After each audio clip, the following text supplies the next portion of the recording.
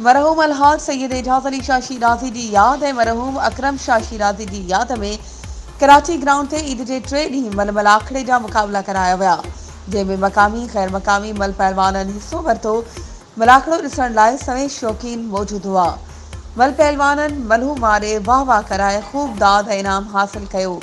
उन मौक़े ते वॾेरो माही खान आमड़ो, अशरफ आमड़ो, अब्दुर्रहमान सलीम आमड़ो, शहबाज आमड़ो, साफ़ी सलीम मल्हा, खमीसो मेमण,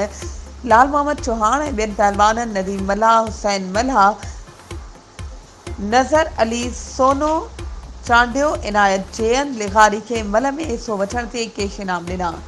उन मौक़े ते वॾेरो माही खान आमड़ो, खमीसो मेमण, साफ़ी सलीम मल्हा,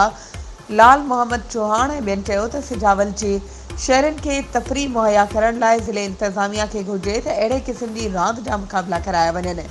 जीअं मल पहलवाननि जो टैलेंट बि सिजावल ज़िले तोड़े सिंध जो नालो रोशन करे सघनि ऐं शहरनि खे हिकु ज़बरदस्त ॾिसण लाइ तफ़रीह बि मिली सघे। इन सां गॾु हितां जे मल पहलवाननि जी सरकारी सपोर्ट ॾिनी वञे जीअं हू लाड़ जो नालो रोशन करण लाइ ॾींहं पर ॾींहं में मलाखड़नि में हिस्सो वठी सघनि। वधीक ख़बरुनि ऐं अपडेट्स जे लाइ असांजे चैनल खे सब्सक्राइब कयो ऐं हा, बेल आइकन खे प्रेस करणु न विसारिजो त जीअं असांजी हर नई अचण वारी वीडियो तव्हां ताईं पहुची